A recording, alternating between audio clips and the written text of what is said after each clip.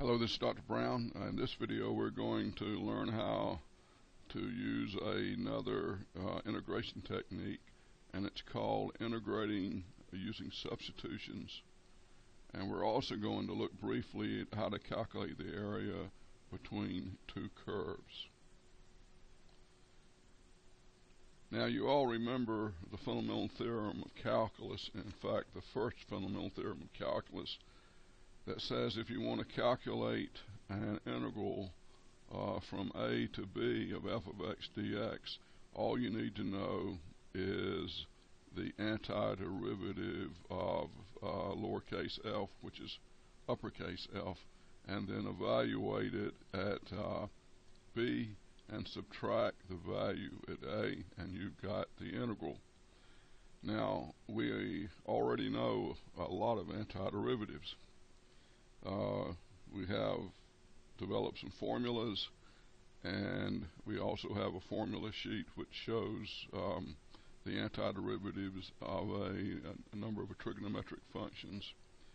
And suppose you look at the integrand, which is what f of x is called, and you don't readily see the antiderivative.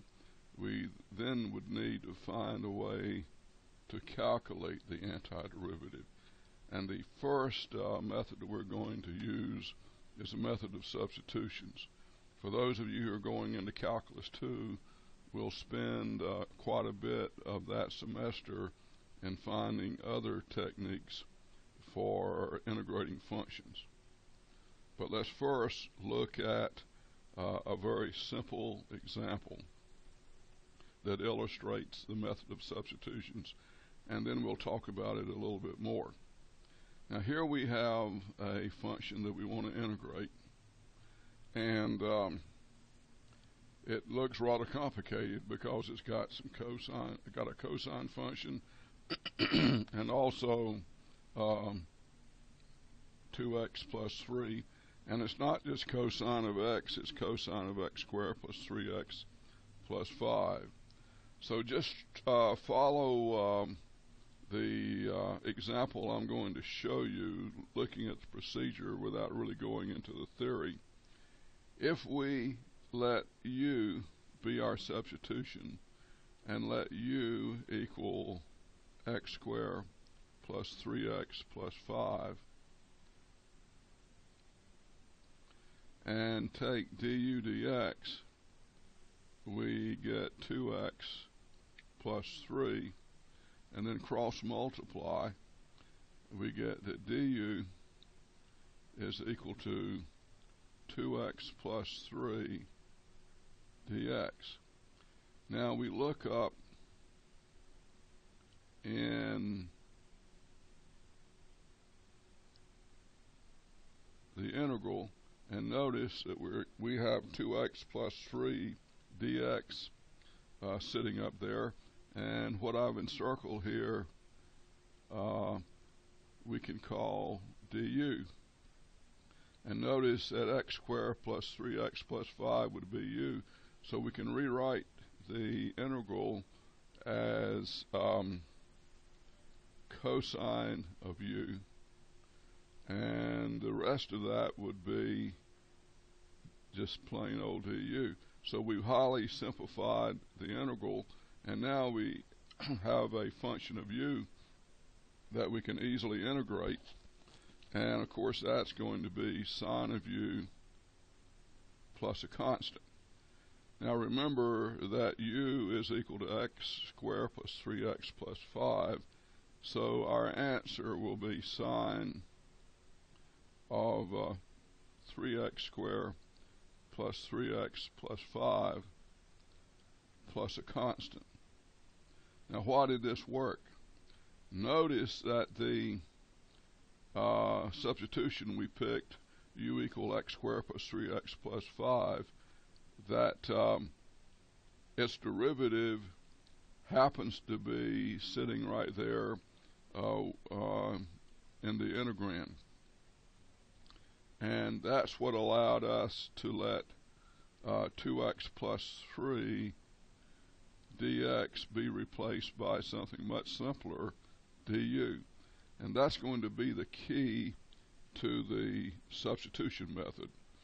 If you see a function in the integrand that whose derivative is sitting right there, or either a constant times the derivative, then that's going to be the key to solving the problem.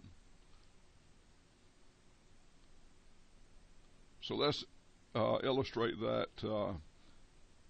in this example, in which we have the integral of f of g of x, but at the same time we have g prime of x, the derivative of g of x, sitting right there in the integrand.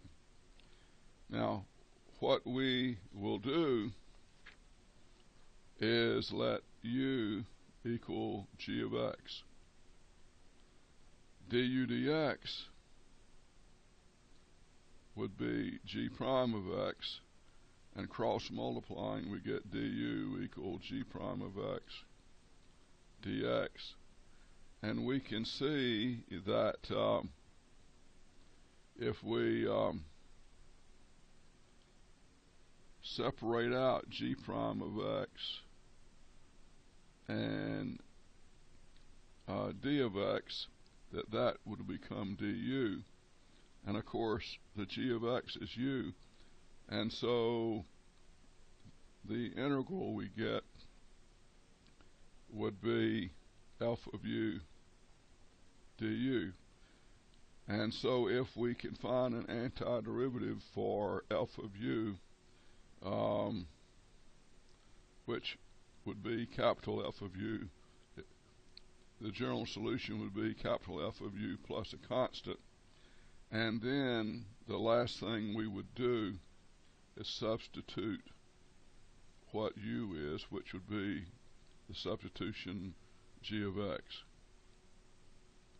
So on the next page we have sort of a procedure to integrate a function that looks like g prime of x, f of g of x, d of x.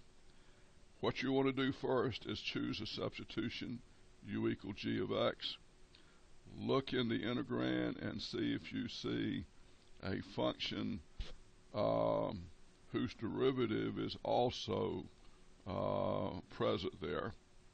Then calculate du dx equal g prime of x, and then realize that du is equal g prime of x dx.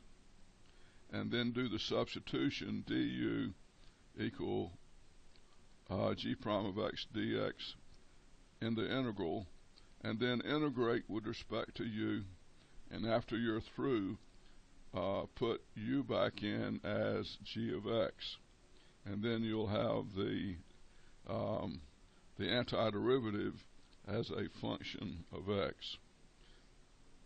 Now let's work some other examples. We want to integrate x cubed times x to the fourth minus 5 to the fourth power. I think you all know we could have multiplied all of this out and then integrated step by step. That would take us a long time. What we're going to do here is we're going to let u equal x to the fourth minus 5. Now, why are we doing that? Well, du dx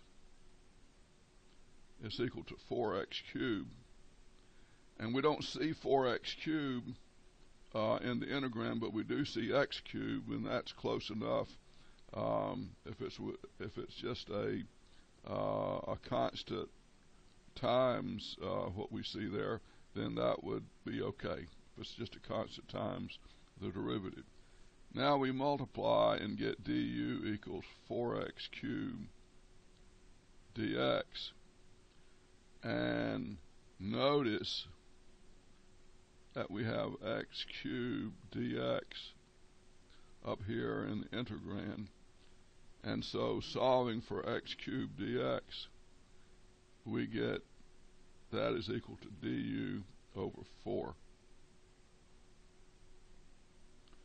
So what I've been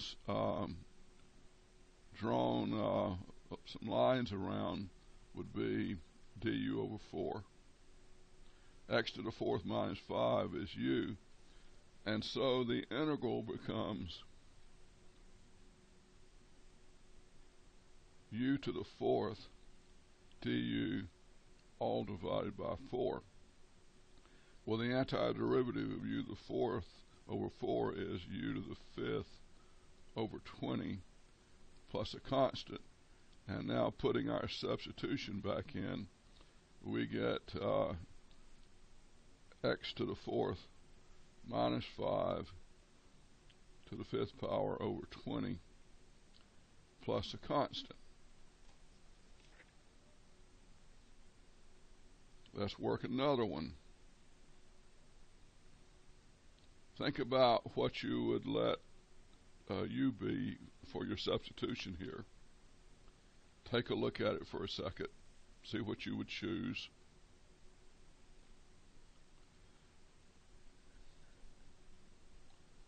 This particular case, you would choose u is equal to x to the 4th plus 2. Notice you could have chosen x to the 4th, but usually to make the calculations easier, pick as large a substitution as you can, if you even adding a constant to it, if you see that there in the integrand. Du dx would be 4x cubed, and so du is equal to 4x cubed dx, and x cubed dx, which is what we see up here in the integrand, would be du over 4. So, looking at the substitution we're making, this would be du over 4, and x to the 4th plus 2 would be u.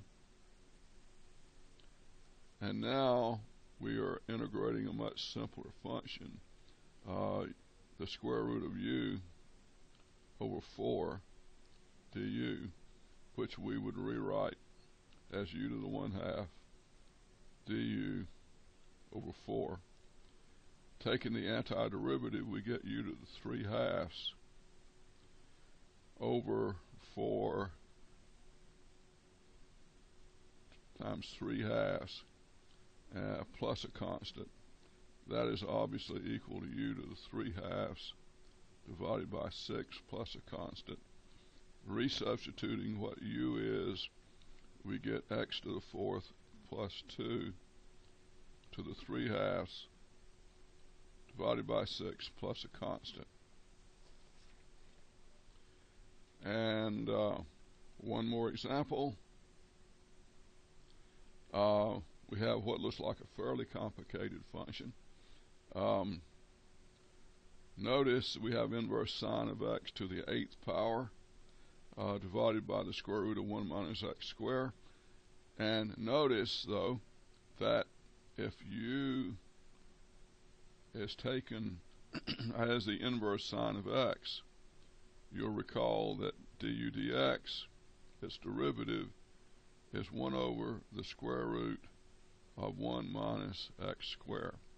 So multiplying through by dx, we get du is equal to dx divided by the square root of 1 minus x squared.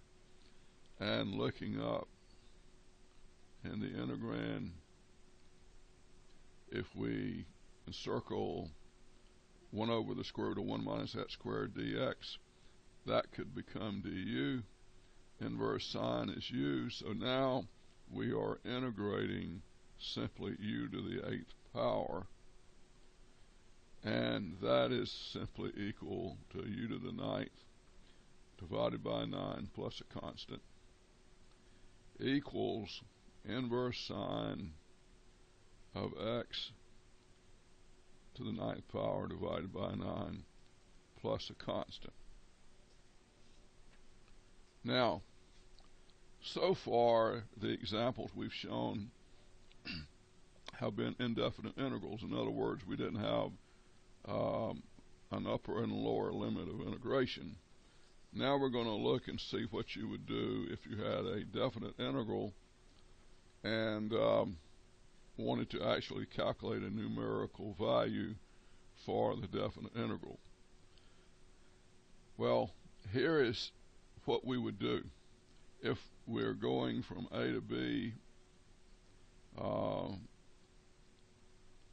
in the integration, then when we switch and make the substitution and start integrating f of u du, we have to change what are the x limits of integration. I'm going to call this the upper limit for x, and this would be the upper, would be the lower limit for x. And what we would have to do is find the upper u and the lower u, which we would get through our substitution u equal g of x. See, the function g of x tells us what u would be for any given x. So that's how you would determine the upper and lower limits of u to complete the integration. So let's look at a couple of examples.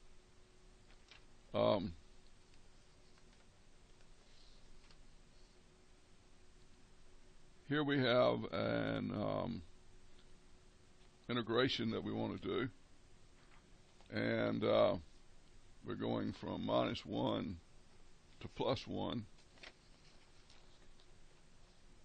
of the square root of x cubed plus 1. Here we're going to let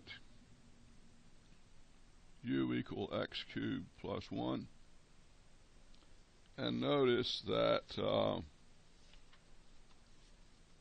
d of x, or du, is equal to 3x squared,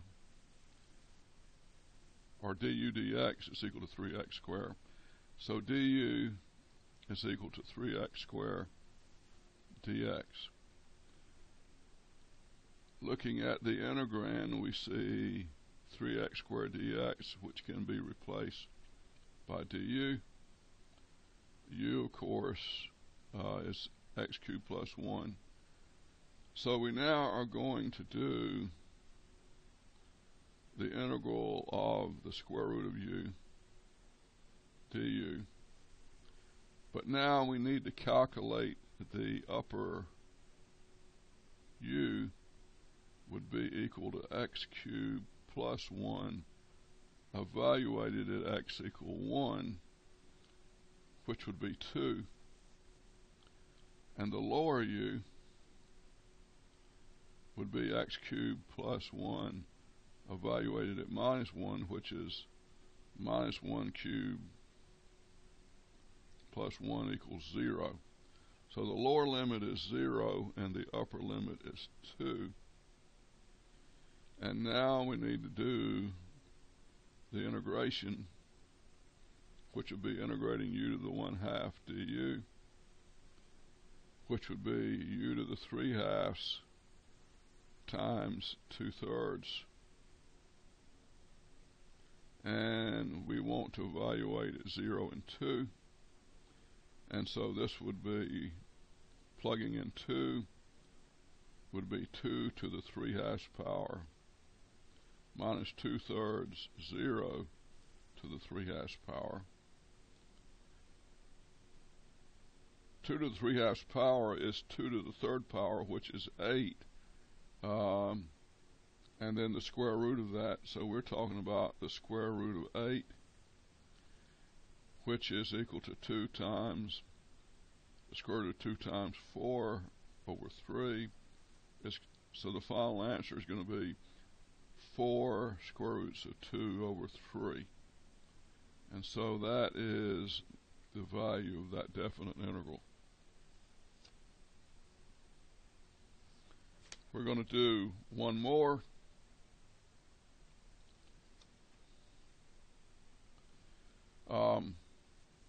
we're integrating 6r divided by the square root of 16 plus 3r squared dr. Notice if you let u equal 16 plus 3r squared, that du dr is equal to 6r, and du is equal to 6r dr. Notice that 6r dr is now replaced by du. 16 plus 3r squared is u, so our integral becomes 1 over the square root of u du, and we now need to get the u upper is going to be 16 plus 3r squared evaluated at r upper, which is 1, and that's going to be 19, and u lower is going to be 16 plus 3r squared evaluated at r lower, which is 0, and that would be 16.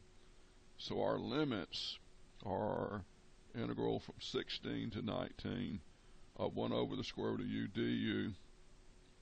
Let's rewrite that as u to the minus 1/2 power du. And that integral is u to the minus 1/2 plus 2/2, which is u to the 1/2 divided by 1/2 evaluated between 16 and 19, and that happens to be 2 square roots of u between 16 and 19, so we get 2 square roots of 19 minus 2 square root of 16, and that can be simplified to 2 square roots of 19 minus 8. So this is a definite integral. Now the last topic that I wanted to cover is the area between curves. And I think you already sort of know this. We had mentioned this before. If you have a function f of x and then a function g of x, and f of x is more than g of x, then the area between the curves will be simply the integral from a to b of the upper minus the lower function. And notice I have left out dx. We have to have the variable of integration delineated here. So we want to integrate f of x minus g of x dx between a and b. And the last thing we're going to do here is do a simple example. We have f of x equal 2 minus x squared, and the lower function g of x is equal to minus x, and this is 2 minus x squared. It's the upper function. Notice that we want to find the area between the curves. They intersect at x equal minus 1 and at x equal 2. So the area will be simply equal to the integral from minus 1 to 2 of 2 minus x squared, which is the upper curve, minus the lower curve, which is minus x.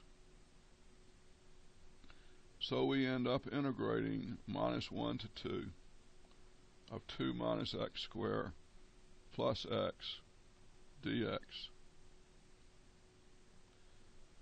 And taking the antiderivative, we get 2x minus x cubed over 3 plus x squared over 2, and we're going to go from minus 1 to 2. Plugging in, we get 4 minus 8, thirds, plus 2 squared over 2, which is 2, minus, plugging in our minus 1, we get minus 2, minus a minus 1/3, which would be plus 1/3. Plugging in the minus 1 into x squared over 2, we get plus 1/2. And now simplifying this, we get 6 minus 8/3 plus 2 minus 1/3 minus 1/2. And this is 6 minus 9/3, which is 3, plus 2 minus 1/2, which you can see is going to be 5 minus 1/2 equals 9/2. And that's how you calculate the area between curves. And that is this video.